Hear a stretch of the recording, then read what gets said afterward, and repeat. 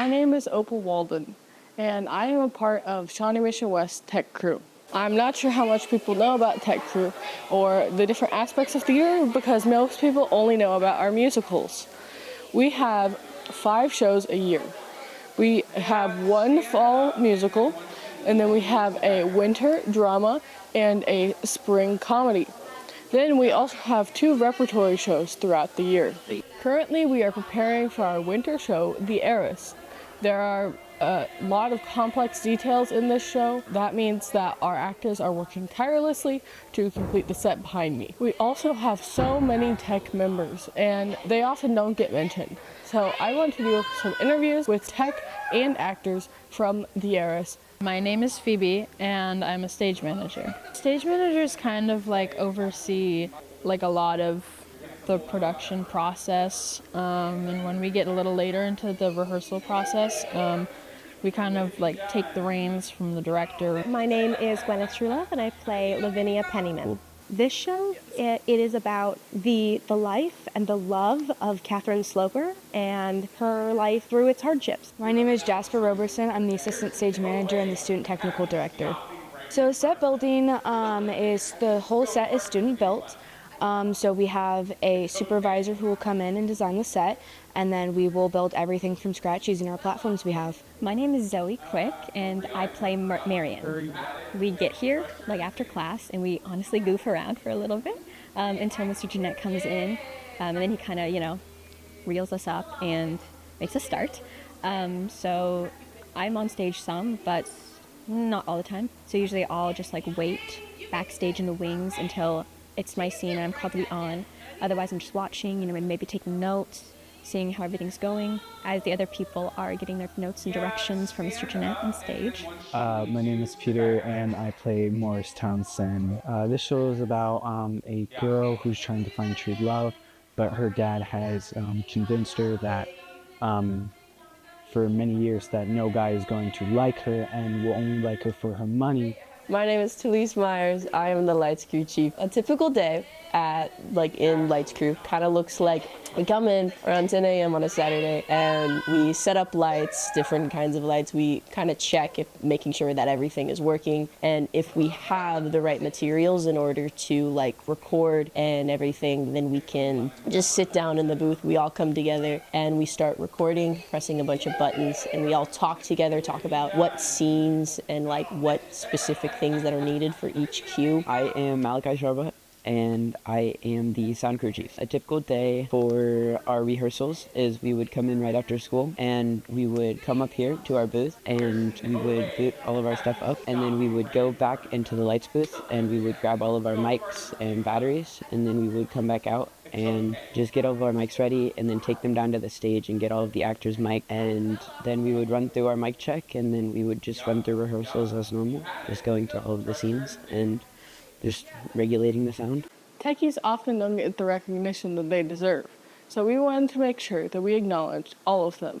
We also would invite you all to become a techie or become an actor in our next show, and we hope that you all come to see The Heiress. LA is being scorched by what's become the most destructive natural disaster ever experienced in LA. Some global news outlets report that raging fires going through LA are destroying lots of housing and land. This is causing reports of multiple insurance companies leaving the state to save money. The Today Show reported that people have been filing billions of dollars worth of lawsuits against these insurance companies. And it comes as insurance companies were already pulling back on coverage in some parts of the country due to the effects of climate change. Now, the damage by these fires has been shown by numerous creators posting about losing their homes and family members. KTLA reported about a family who lost their home, but everyone made it out okay. Here is one of the family members speaking now. Thankful that we all got out safe. Thankful that we're all together and just here to support one another. In the report, they specifically mentioned that all of them lived just next to each other and that all of their houses had burned to the ground. People who didn't lose their houses in the fire are giving tips as to how LA can prevent this in the future. In the report, the couple said their house didn't burn down because they had a planted roof, space away from flammable material, and sprinklers that sprayed anti-fire materials around their house automatically. It's called defensive space around their home That minimizes the risk of flames jumping from one structure to the next. In this next clip, the husband describes how he designed the home to make sure fires wouldn't affect it, and how other homeowners in LA can hopefully do the same. At some point in the house's life, there would be a serious fire, nearby at the very least. And so we designed the house to be both fire resilient and sustainable. And happily, those two systems are often one and the same. Has affected thousands of people and will hopefully wrap up by the end of the month. TikTok, an app launched internationally in September of 2017, was going to get banned in the United States. But why? Last spring, former President Joe Biden signed legislation into law that forces TikTok's parent company ByteDance to sell the platform or face a ban of the app in the United States.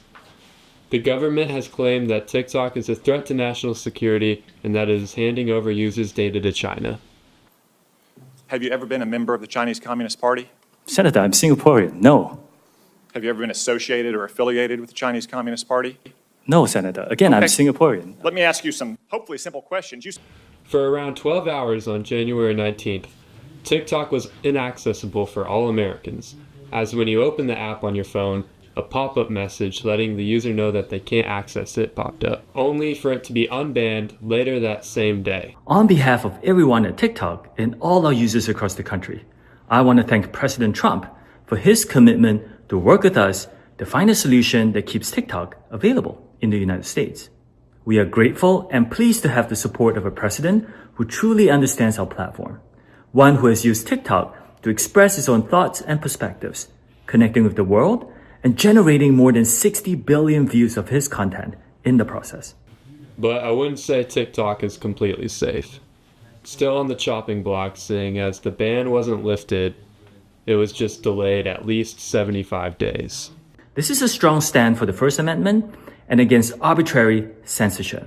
As we've said, TikTok is a place where people can create communities, discover new interests, and express themselves, including over 7 million American businesses who earn a living and gain new customers using our platform. Hello, my name is Milton Hernandez with KVIK Tech, and today we'll be talking about President Donald Trump's first couple of days on his second term in the office for United States of America. His fault. All right, many people are not liking Donald Trump. He said that people are saying that he's going to ruin the country. He's going to make everything worse than it already was. And we have the other side where people are saying that he's going to bring back the country, he's going to boost the economy, and he is going to make, as his slogan goes, make America great again. So, yeah. And President Donald Trump for this year has chosen some different people for cabinet picks. One of them includes Elon Musk, CEO of SpaceX, Tesla, and and also the new lead of the new Department of Government Efficiency, which Donald Trump made, and Elon Musk is going to be running. Some people are confused with what it means. I couldn't find really a good credible source to explain it, so you might have to do your own research on that one. And as a film of this, Donald Trump has been in office for 8 days, and one of his main things that he was pushing in this campaign is his 100 executive orders he was going to sign on the first day of office. Here, I have Mr. Pledge, who is a U.S. history teacher, to explain what an executive order is. Okay, what's an executive order? An executive order is a action taken by the president where he decides something that he wants to implement or put into place to be followed in the country. Executive orders do not last forever. They're kind of at the discretion of the president. The incoming president can cancel them. They're not technically laws. They are simply actions taken by the executive office. They carry the weight of a law, but they are not laws, so they are easier to cancel or change at the discretion of a president. Thank you, Mr. Pledge. That was some great information. One noticeable one of his executive orders is his mass deportation plan for undocumented migrants. So he says himself that he's going to base it off of his a former United States President, Dwight D. Eisenhower, who also did a mass deportation for undocumented immigrants. Many people are mad about this because they say that it's going to be expensive and it's going to make our economy worse. On the other hand, we have people say it's going to be a great because our country's going to be more secure and there's not going to be illegal drugs coming in and there's not going to be as much crime. One of his other thing that he wrote down is he will end with birthright citizenship, which many people are fighting because it goes against the Constitution. Birthright citizenship is when you were born here, but your parents are from different countries. That is what birthright citizenship, if you don't know what that is. And yeah, that's what I have so far for his first couple days here. Thank you, and bye.